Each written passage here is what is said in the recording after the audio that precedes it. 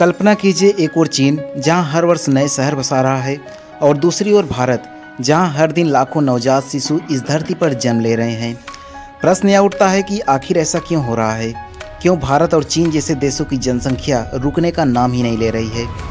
आखिर इसके पीछे का कारण क्या है? और कारण हमें जानने के लिए इतिहास में पीछे लौटना ही पड़ता है। और जब इतिहास हमें संतुष्ट नहीं कर पाता तब यात्रा वैदिक काल तक ले जाती है। भारत और चीन की जनसंख्या की यह गाथा कोई आज की नई कहानी नहीं है।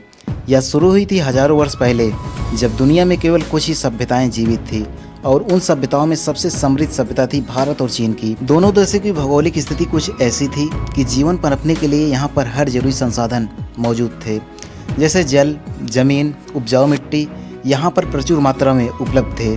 भारत में सिंधु और गंगा घाटी, चीन में ह्वांग्यो नदी का मैदान लाखों वर्षों तक मानव बसावट का केंद्र बना रहे।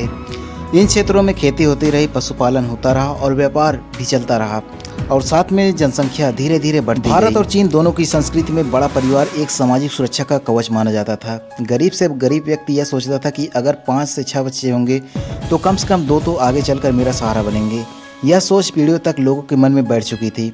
बच्चों को ईश्वर का वरदान समझा जाता था और लोग यह सोचते थे कि जितने ज्यादा बच्चे होंगे उतनी ही अधिक बरकत होगी। चीन में भी परंपरागत रूप से यही सोच थी। खेतीबाड़ी और पारिवारिक व्यापार को चलाने के लिए अत्यधिक बलों की जरूरत होती थी, इसलिए वहाँ पर भी बड़े परिवार होते गए और जनसंख्या बढ़ती गई। वर्ष 1950 के बाद जब भारत और चीन दोनों देश आज़ाद हुए और आधुनिक देशों की ओर बढ़ने लगे, तब इनकी जनसंख्या करोड़ों में पहुँच चुकी थी। भारत में चिकित्सा सुविधा में सुधार हुआ, लेकिन साथ ही जनसंख्या नियंत्रण पर जागरूकता नहीं आई। लोग अब कम मरते थे पर जन्म दर उतने ही ले रहे थे और यहीं से शुरू हुआ जनसंख्या विस्फोट। चीन ने इस पर लगाम लगाने के लिए एक बच्चा नीति चलाई, जो कुछ हद तक सफल रही, पर इसके नकारात्मक प्रभाव सामने आए। भारत ने भी परिवार नियोजन कार्यक्रम चलाए, पर ग्रामीण क्षेत्रों में इसका असर बहुत सीमित रहा।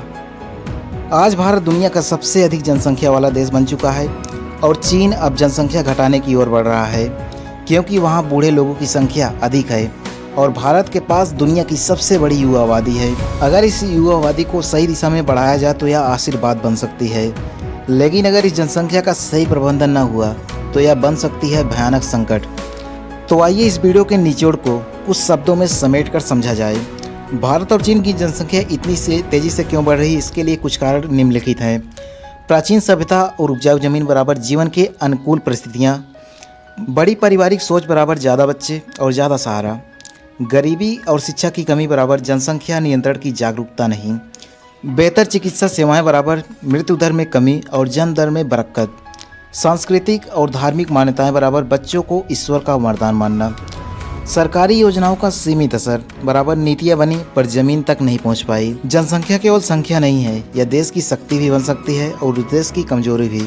भारत और चीन दोनों देश अपने अपने रास्ते चुने, पर अब समय आ चुका है कि हमें समझें जनसंख्या का असली समाधान सिर्फ संख्या घटाना नहीं, बल्कि जनता को शिक्षित करना और स्वास्थ्य सेवाओं के लिए सक्षम बनाना। आशा है कि ये छोटी सी वीडियो आपको अवश्य पसंद आई होगी। यदि आपका आगमन इस चैनल पर पहली बार हुआ है तो चैनल की अन्य पुरानी वीडियो देखने के साथ इस चैनल को भी सब्सक्राइब करके इसके सदस्य बन जाएं, क्योंकि इस चैनल पर ऐसे ही तार्किक प्रकार के वीडियोज प्रकाशित होते रहते हैं।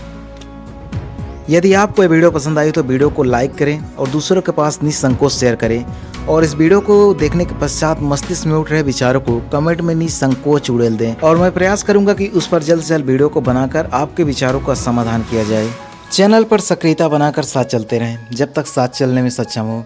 मैं हूँ आपका सारथी, आपका मित्र चंदन प्रजापति और आप देख रहे हैं यूट्यूब चैनल इनसाइड भारत। इस छोटी सी वीडियो पर यहाँ तक समय बिताने के लिए आप सभी का बहुत बहुत धन्यवाद।